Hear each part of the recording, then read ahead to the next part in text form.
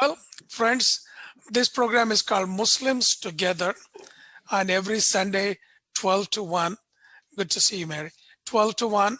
It is a conversation we will have with people running for public office, and it is how they can contribute towards the well-being of America in general. And that's what this program is. Then 2 to 3, we have a program called Essence of Islam, and where we talk about the values of Islam. There are about 17 values that contribute towards the well-being of the society. And that program starts at 2, from 2 to 3, and I'll post the link in a few minutes on the chat. But right now, this one is about political pluralism and Muslims together, how they can change this thing. And we have had governors, we have had congressmen join us, now 2 lieutenant governors. Now we have Mary. Mary is running for the office.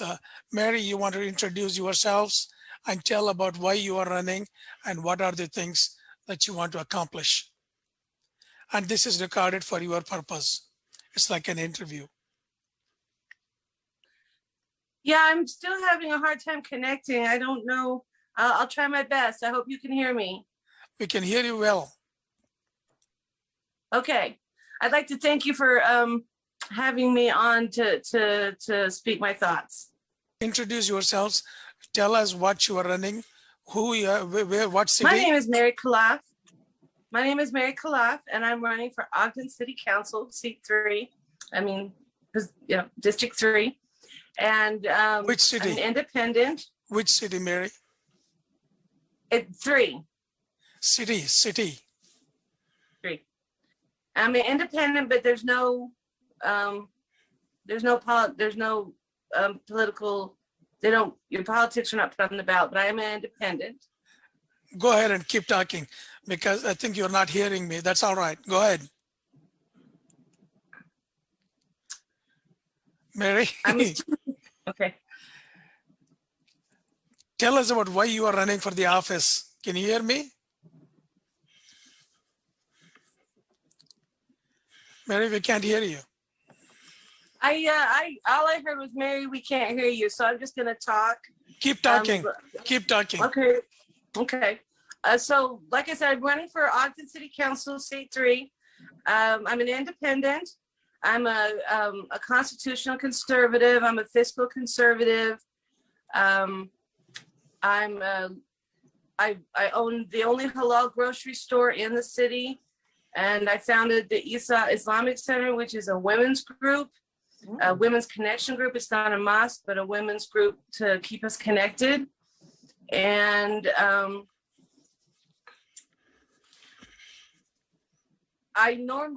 during this, something that's been brought up in my campaign is I have chosen not to wear my hijab in this campaign cycle.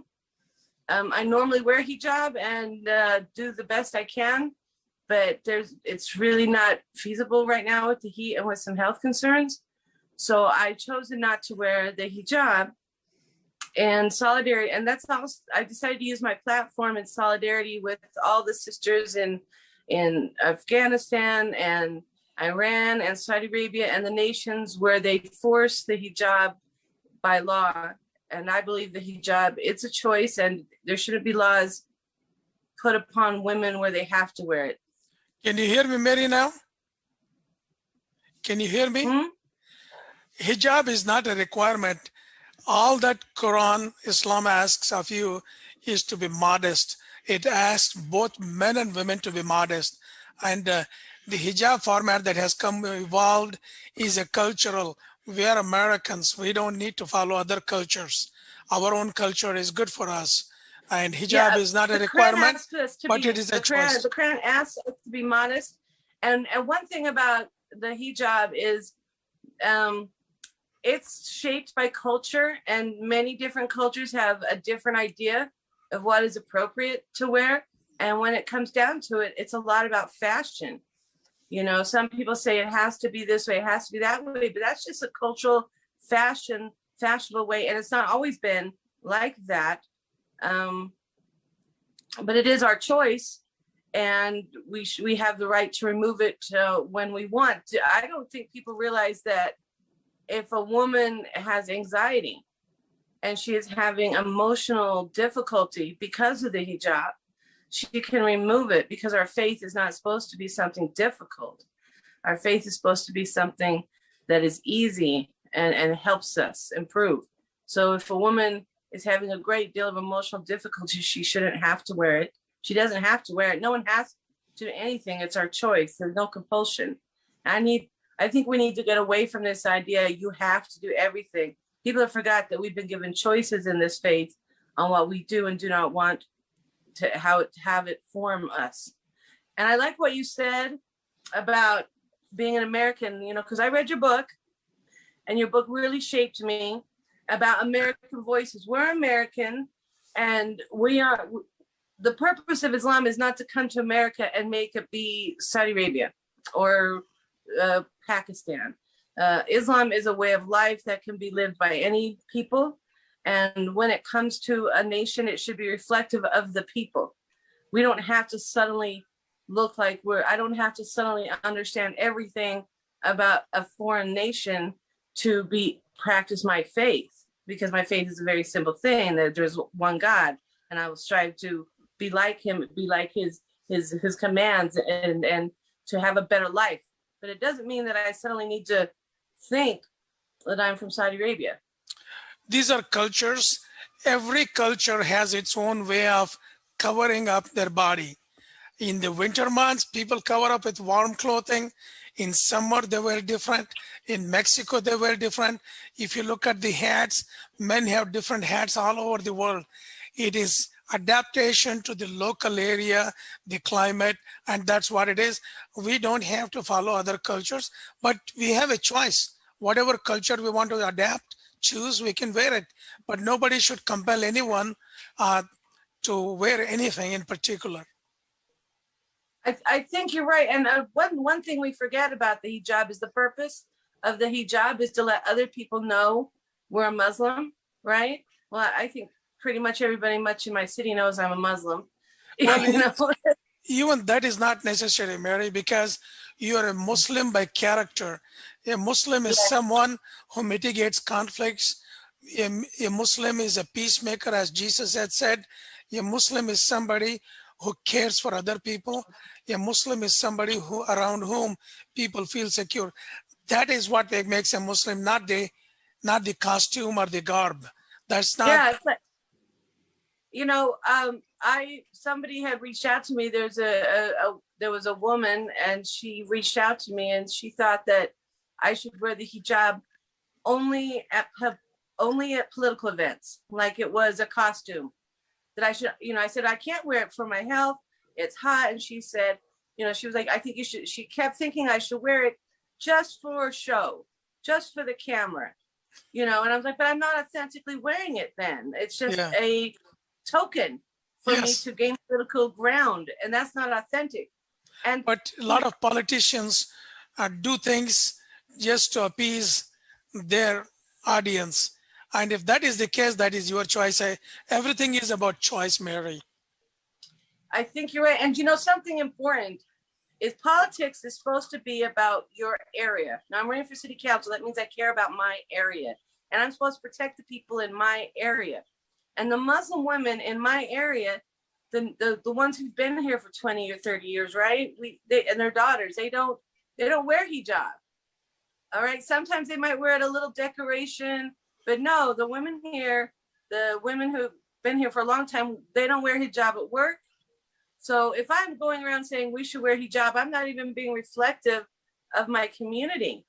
None of the women that I'm very good friends with, we go around, we see each other, and there's no hijab. So it would be different. It's reflective of my culture. My culture here would like to be hijab free. And I for medical reasons, I want to be hijab free. At my choice, am I choosing?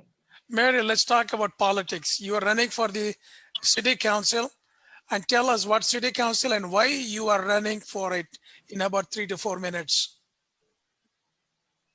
I didn't hear all of that. I didn't know if you wanted to know who I'm running for, but the seat is empty. Let me repeat again. Why are you running for the city council, and what is that you want to accomplish? Okay. I'm running for Ogden City Council. To be honest, I felt inspired. I had been sick for a very long time, and as I began to recover, I began to think about my gifts and my influence and what I could use my time to help our community. And one morning I woke up, I felt very good, and I said to myself, I'm going to run for city council. And I looked online, and it was the time to register. So I took it as a message, and I ran with it. Literally, I began to run for city council. And something I'm running on, which I take serious, is that before the pandemic, I went to my city and I asked them if I could combine the religious and ethnic groups into a network, a response network, so that if we had emergencies, that we could respond as a community. And I was told that this idea was not exciting, and it was rejected by the city. They even thought it was funny that I was worried about a pandemic. But later, when the pandemic did come, no one had done what I had offered to do for free. And so I'm running for city council to say, I'd make good choices. The city has lost the ability to make good choices. And I would like to be here for the people to help guide them, because we have serious issues we need to address. Could you share some of those serious issues? Well, I'm very concerned about our food supply, the food supply. I don't know if you're aware, but I saw a report on Al Jazeera that like 25% of the leeks in England didn't get into the ground, and that in 6 months, London might have empty shelves. And they're not sure, but things are looking pretty dire. And I think people notice how we're already starting to run out of things. I think my city needs to be giving tax breaks for gardening. I think we need to be encouraging home produce, growing at home, growing foods at home, especially grapes. I have a really big push for grapes because I'm a vineyardist and grapes are very important to me. So that's one issue, is our food supply. What's the other issue? Another issue we have is, I said, same one about our community does not have a response network. I offered to let the city have this response network. I would do it for them. I'd do it for free. They didn't want it. Well, we still need it. We still are disconnected. And another important issue to me is the Ogden Diversity Commission twice refused to let Muslims have representation on their commission. And they go around championing that, telling everyone, building their careers on how they are representing and saving Muslims, but they won't even give us a voice. And I would say that they are Islamophobic. There's Orientalism. And I say that they also have crusaderism, where they want to control the Muslim voice, like the Crusaders and like those who come into Muslim nations and pick the leaders and put them in charge. And they're horrible, like Saddam. We all know Saddam was put in by the United States, had his encouragement. They're doing the same thing here. They don't want any Muslim to have a voice unless it's the Muslim they choose, but I'm their choice. I'm what they have. So they're saying, no, we don't like her. We don't want her voice. I think they want somebody who fits an image of a Muslim that they can control. And I don't think they want an authentic, real American Muslim. It's amazing what you're saying. Did you find out what is the issue they have with you? They said they just figured I was so nice that it would be okay to not let Muslims have a position. They said some of the other minority, they said there were other minorities who had more exciting ideas, and that they wanted to go with those more exciting ideas. And like I said, my idea was to combine the community together so that we would have a response network in case of a pandemic. And like I said, they didn't think that was exciting. They thought the other people had more exciting projects. Now, let me ask you the question. Why should people vote for you? With that, we conclude our basic interview. I think people should vote for me because I have experience, I have wisdom, I know this community, I understand the community. I'm I have a little more years on my belt and understanding things. I have more political training, and I think I understand the job better. And I think, importantly, I don't have any other I have no big money being influenced. I'm all grassroots or funding by myself. Everyone else has big funding, but that means that I work for the voter. I don't work for whoever put money in my pocket. You said this seat is vacant and you're running for it. Who is your competition? Well, I always like to remind people in politics, if the seat is empty, the only competition is myself, right? There are other people who are running for the same seat, but we're not competitors in the same way because the seat is empty. And so Doug Stevens, he retired from the seat, and I thank him for his service. And I think that we could, there's a lot of opportunity in having somebody new, because Doug has been there for a very long time. Got it. And so there's opportunity for a change. And yeah. It's amazing. In Washington, D.C., there is a neighborhood commissioner's elections. And I went there. There was nobody from my precinct. So I put in my own name and voted. And I asked a few more people to vote. And by 4 or 5 votes, I got elected. But there was a lady in my neighborhood. She really wanted that. And I'm going through dialysis, so I yielded to her. So, but I will do it again next time.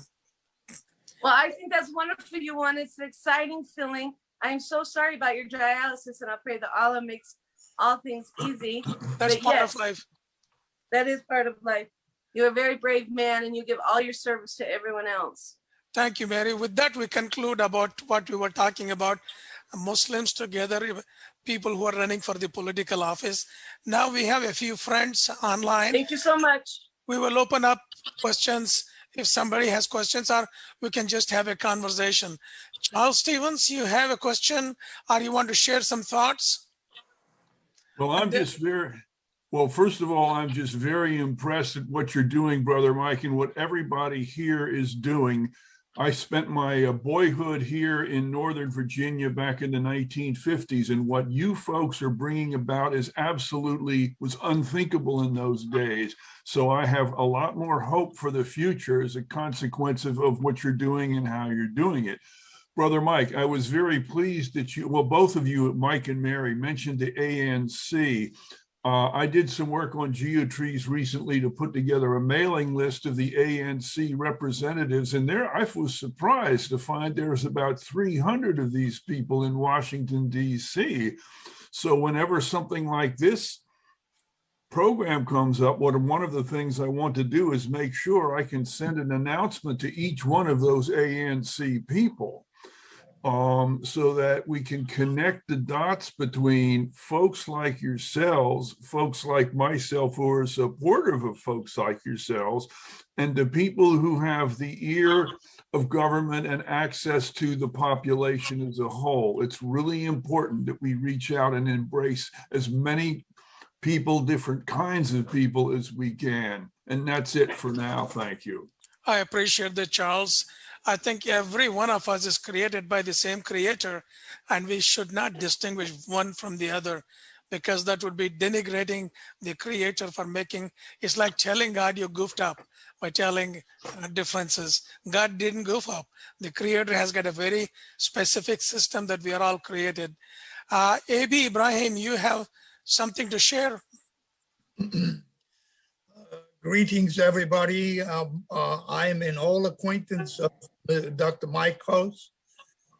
I live in Dallas, Texas, and Mike has been working in this area for many, many years, and we wish him well in his recovery from dialysis and in the work he's pursuing.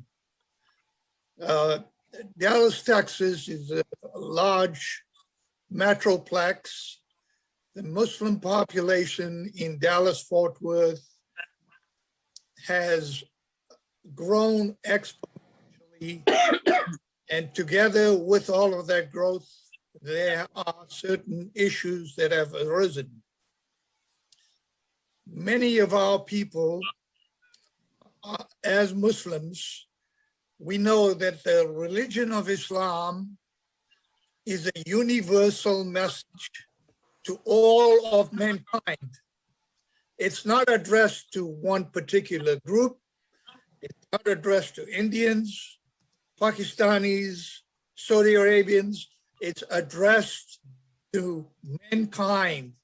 So that is the fundamental basis on which Islam, as a universal religion and the fastest growing religion in the world, has to be viewed. And I'm sure Mike would agree with that. Indeed, indeed. In fact, the very first verse in the Quran addresses the entire mankind. God is the creator of the entire universes. And the last chapter, this 114, it starts with Khalaf bin Nasi, that is addressing to the humanity. And throughout the Quran addresses to mankind, not to any specific group. Those who accept that message become the called Muslims. Otherwise, the Quran is for the entire humanity and humankind. And there are no specifics there, it is all generalities. Thank you, AB, for sharing that. I know you were influential in my earlier part of life in Dallas when you were writing at Dallas Morning News and other places, op-eds.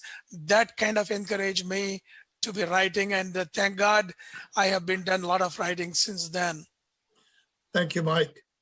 And we have, folks, we have a program they call Essence of Islam, what Islam is all about. We'll start that at 2 o'clock to 3 o'clock. Dr. Safi Kaskas has translated the Quran in a easy to understand, and also what he has done specifically for every verse in Quran, he has matched a verse from the Bible, so people can relate with both the text. And we have created a series of 17 programs every week on Sunday 2 to 3. It's about essence of Islam. Today is essence of Islam.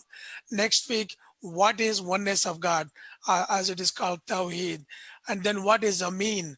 What is it a Muslim has to become to create a better world from his or her contribution? So we have a series going from 2 to 3. I would request you to join. AB, you are a scholar and I really want you to join.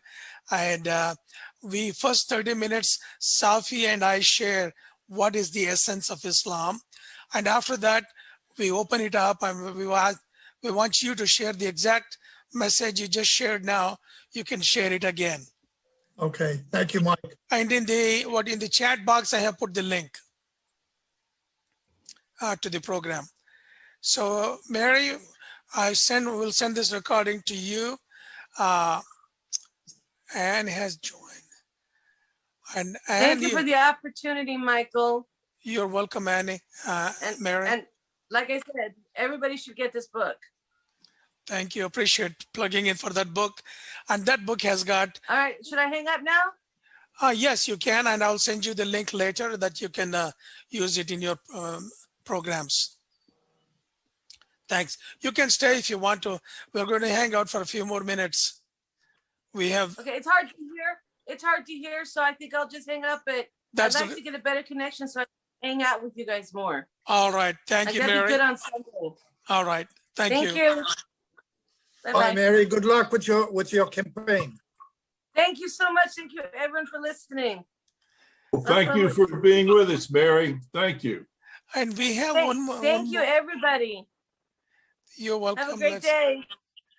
Thank you. Eileen. Walaikum salam. Eileen has joined us. Eileen, you want to share a few notes, what you have to share? What I what? No, you already did. I think there is another lady that has joined us. I'm trying to see her name. That's all right. That's all right, Eileen. And with this, we'll conclude the program. And this program is usually, we bring people from, you have to say, sure, go ahead, share. I need clarification because the invitation for today said 12 and 1.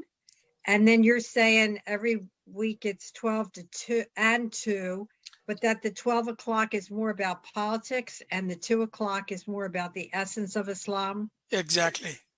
But today, 2 o'clock, every Sunday at 2 o'clock. Yes.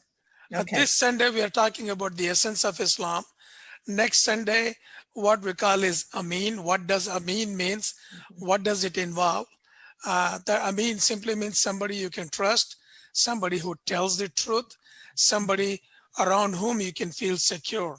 And that is the model Prophet Muhammad created before he preached about Islam.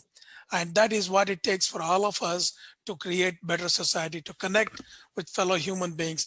That's what the Quran says. And you want to add something to that, Mary Eileen? But the 12 o'clock is more civic stuff. More civic. It's purely about Muslims running for public office, Muslims joining in the media. How can they contribute to the well-being of the entire society? Okay. And we have had 2 lieutenant governors, and we had three congressmen, and several city council people like Mary had done. And Okay. today we had a bad connection with Mary, and we couldn't speak clearly what we wanted to say. She was not hearing us out. Okay. All right. Thank you. Thank you. AB, you want to conclude with a few comments from you? I just wanted to talk a little bit about running for public office. In the Dallas-Richardson area, we've had one individual who ran for the Richardson City Council. You mean Jangra, Gulam Jangra? No, this is Brother Arifin, Shamsul Arifin. Okay. He's a local engineer by profession. He owns his own business. Mhm. And I just wanted to describe his campaign a little bit because I encouraged it very much. He worked very hard. He made contact with a lot of the residents in Richardson, not only of a particular denomination, but across the board with everyone, including his neighbors. And he is currently the president of the Islamic Association of North Texas, which is the largest mosque in Richardson, as Mike knows. Yes. So Mr. Arifin ran for the place 6 of the City Council of Richardson, and he was in the runoff. And again, during the runoff, he exerted himself, made a lot of sacrifices, and was eventually elected as a member of the City Council of Richardson by the people of Richardson. Sounds very good. Congratulations.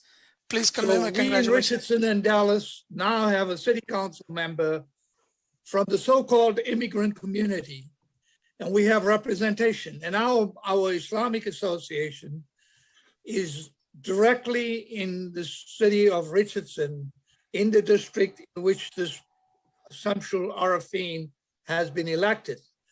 So this can be replicated around the nation because as Muslim Americans, it is very important for us to function and to participate in the civic system of the United States of America and become part and parcel of the government. Eventually, maybe have a president someday.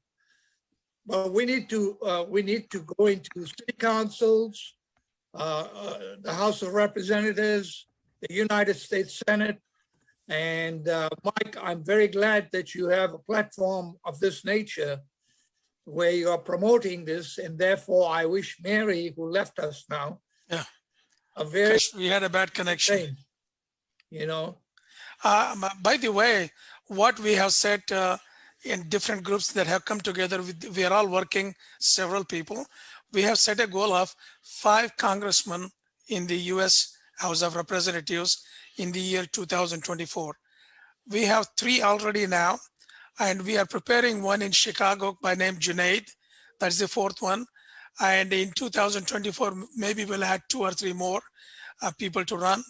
And then we have one person willing to run for Senate from Oklahoma. And then we have several people running for local state representatives and lieutenant governor. You know, Dr. Hashmi, he may run for lieutenant governor in Texas. He's from a Republican party. And Uh-huh. here we had one lieutenant gentleman who ran for lieutenant governor here. He didn't make it, but he was very close. And then we have in our agenda, in this book, we have written in the chapter 17 called What our goal is to prepare Muslims, at least mentally, and then do some actions followed with that for a Muslim woman to run for you president in the United States in 2036. That is about 16 years, no, 14 years from now. And that means we have to find girls around 18 to 19. So when they become 36, they can run, but we have to prepare them. And Ibrahim, anybody running anywhere, please let us know. We have classes going how to run for public office, and it is done by American Leadership Institute. We connect with them, and they also show how to raise funds, how to set up your website, what does it take. We have all those things available to us, and we will train them. We will help them whatever they can do with it. And in this book, chapter 17 is about what does it take to run for a public office. Can we get a copy of that book, Mike? It's on Amazon. Amazon, okay. I just wanted to say one thing, in view of what you said, I just wanted to add that there are some members of Congress right at the moment who are supporting the Muslim community's call for President Biden to establish a special envoy to monitor the combat of Islamophobia, not only in the United States, but around the world, okay? Representative Ilhan Omar, Representative Shakowski, Representative Carson, and a diverse group of House members announced their support for the initiative. The House members have sent a letter to Secretary Blinken calling for him to create the position, and also plans to introduce legislation that would formally establish this position. I just wanted to put this out there since you are in Washington. Please send me the petition if you have, and I can forward again. I work with the Department of State representatives, meets us every Tuesday, and also from Department of Defense, they meet us on Tuesday meetings, and I will invite you to join the meetings. It is about religious freedom, but through religious freedom, this is also about religious freedom to monitor Islamophobia. And I will invite you to this coming Tuesday to the meeting if you have time. It's 11 to 12 EST. And then you can, in the next meeting or 2 meetings down, you can mention, but we can put a petition out for the NGOs, interfaith NGOs, to sign it, and it will go to Tony Blinken as well as the President Biden. Thank you, Mike. Thank you. This position will be similar to the envoy that monitors and combat anti-Semitism. So it's a similar position.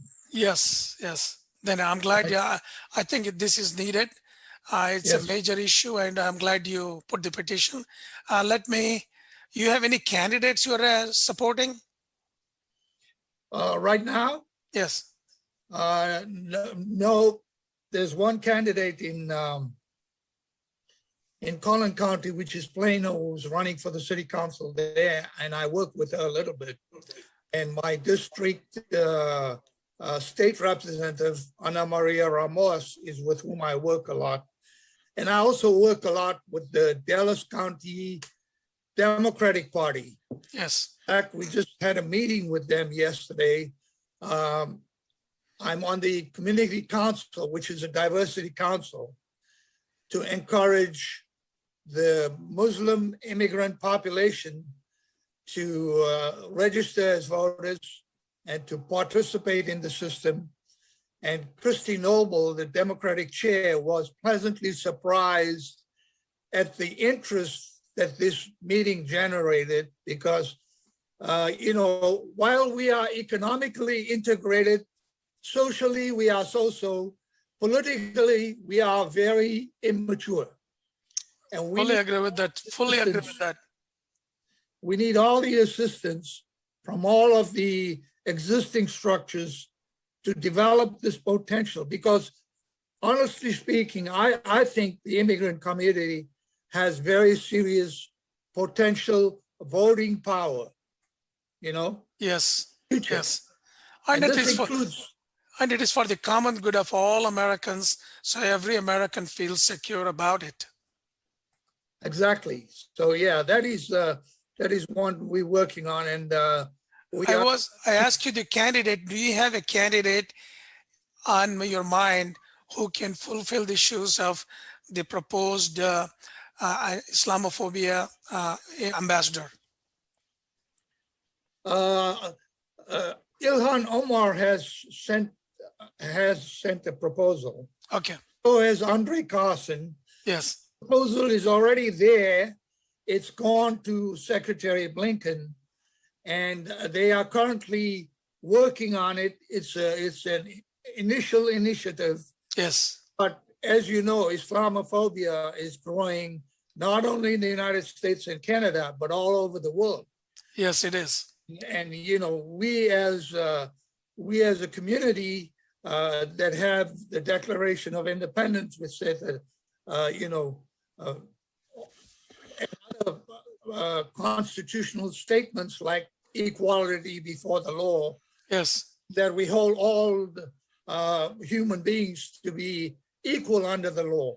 Indeed. Indeed. Indeed. And the Declaration of Independence also states that we are equal under the law and that there should be no discrimination. This is inscribed on the very steps of the Supreme Court of the United States. And that's what we should be working towards. We should not be discriminated against. And we want an equal share in the participation in the development of the United States and to be part of the diversity of its population. You know? Yes, yes, very true. We hold these truths to be self-evident. Evident. All men are Created equal. Yes, yes. So these are the bases on which we work. I'm also happy to say that the United States is one of the largest democracies in the world where people like us came to get freedom, and we enjoy the freedoms that are. Absolutely. Absolutely. And in turn, we have to give back to keep that flame of democracy and freedom burning all over the world, because it is diminishing by the day. Well said, well said. I think we got to keep that flame going, and that is the role of, as immigrants, that is our role, to keep it wherever we are from, that flame growing, freedom. Yes. And that's what United States stands for: freedom, freedom of speech, freedom of assembly, freedom of free will. Exactly. And this is, I think this is aligns with the policy of the United States, are the very fundamentals of United States. Yes. And also, you know, the United States itself, if you look at the Supreme Court building, they have a caricature, an image of Prophet Muhammad. It is both the greatest lawgivers. Yes. So, I mean, it is essential that we participate. Indeed. The Harvard University, which is the oldest legal institution in the world, has a verse from the Quran about justice. Yes. To the library. So, I mean, a lot of and also our past founding father, Thomas Jefferson, really owned the Quran. So he was aware of the religion of Islam in those days when he formulated the document, the Declaration of Independence. Indeed. In fact, the Declaration of Independence resonates with Muslims because 1400 years before, Prophet Muhammad had said, all men are created equal. No one is superior to the other. All men and women are created equal. Exactly. The only religion that entitles a woman her complete freedom to maintain her own name and to make her own world and to inherit from a world. The freedom to women was granted many thousands of years ago. Yes, Anything new. It is the system and the people that have misinterpreted the wearing of the hijab as a form of oppression. It is not. no, That is the liberation of women. It is a choice. it is. It's It is. not any way oppressive. In fact, as you're talking, I'm thinking we can do another special program. We invite the general audience at that time to talk about hijab. Yep. Yep. Talk about hijab because Mary had difficulty not wearing the hijab, and we need to address those issues. Right. Right. So yeah, it's you know, we are in a beautiful country. Our democracy is alive and well, and we have a system that is with different parts of government that has a way of check and balance things. In many parts of the world, democracy is not flourishing because of corruption, corrupt leaders, man's inhumanity to man. And this is a problem worldwide. It is. The United States must keep that flame of democracy burning bright and spread it all over the world for everybody to enjoy the freedom of the press, freedom of association, freedom of speech, and all the other benefits that we enjoy in this society, in this nation. I love your sentence. I'm going to adapt that. Keep this flame of freedom burning in every place. And I think that is a great statement. You may want to include that in that statement you sent to Tony Blinken. Yep. Thank you, Mike. Thank you. Thank you. We will conclude this program. It is recorded and it will be placed on Muslim. If you just go to YouTube, Muslims Together, type in and it will come up. We will edit some of this video and place it by tomorrow. And it will also be on the Center for Pluralism. So where will the video be put, Mike? On the video, on the YouTube. On the YouTube. On YouTube? YouTube. And it will be, if you just go to youtube.com and type in Muslims Together. Muslims Together. And it will be there by tomorrow. Now, what is the program on the afternoon? It is called, it's Islamic values, the values that contribute towards creating better societies. The universal values. Have I got an email on that? You did, and I'm going to send you an email. I will send you an email. Some of the values I will mention. The Amin, what does Amin mean? Tawheed, accountability, truthfulness, justice, forgiveness, service to mankind, humility, peace, equality, pluralism, free will, civil dialogue. These are some of the values of Islam that can create better societies. And again, Islam is a religion for all human beings. It is not for any specific group of people. No, it's not. It's not reserved for any particular group of individuals. If you read the Quran, Mr. Stevenson, with all due respect to you, I know you want to say something, but if you read the Quran, I've read the English version by several different authors, and it's very plain that it is addressed to all of mankind and not to a particular individual group. By the way, Brother Stevens is a Catholic, and he has been a part with my group for a long time in pluralism. And he also goes to the masjid. Adams Centris is the biggest mosque in the Washington area, like Richardson Mosque. And he goes there and he prays with Muslims. Oh, that's interesting. Yeah. He does the namaz regularly.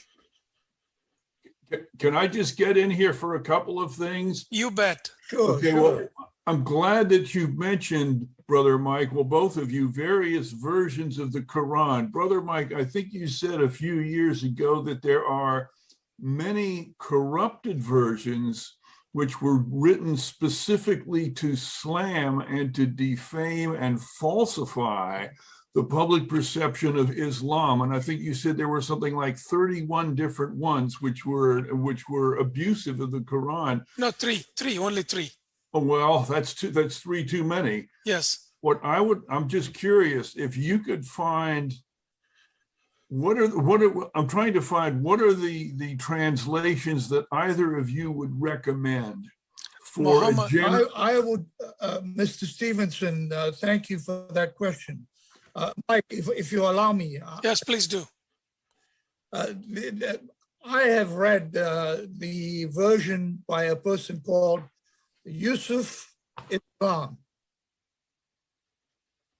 He wrote it back in the 30s.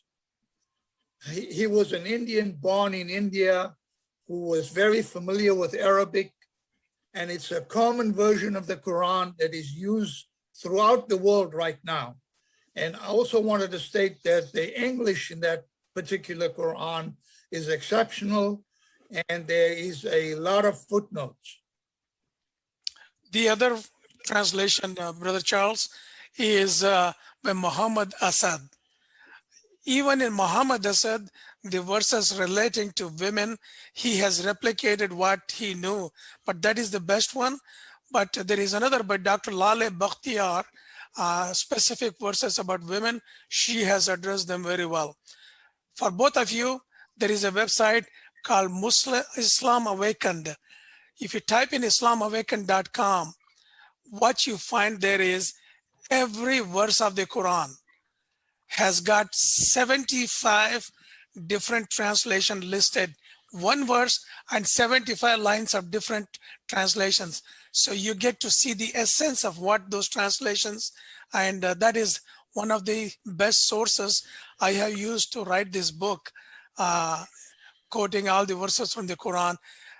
Muhammad Asad, Yusuf Ali, and now Safi Kaskas, his translation is also there, and that is by far the best one. And Safi is joining me at 2 o'clock. Safi and I will do this program 17 weeks straight in a row.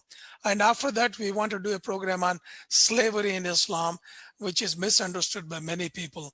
And I would like you to join on all the programs. Ibrahim, you have written so much on Islam. You studied so much, and we need scholars like you. And your father was a scholar. Wasn't he an ambassador? No, he was high up in the government, but yes, about it, yeah. Yeah. Mr. Stevenson, there's another version which I want to suggest. It's written by T.B. Irving, I-R-V-I-N-G. He's an American author, and he translated the Quran specifically with American English for the American Muslim community. I have not read that, but his translation is also there on that islamawakened.com. All right. Yeah. Well, thank you so much. And thank you both, guys. Appreciate Thank you, it. Mr. Stevenson. We'll see you at 2 o'clock. Thank you. Thank you, Mike. I hope you stay well. Inshallah. Alhamdulillah. Send me the link for the 2 o'clock one. I'll be on it. I will send it to you. Thanks. Thank you very much. You're welcome. Bye-bye. Bye-bye. Take care, guys. God bless. God bless. Thank you. God bless.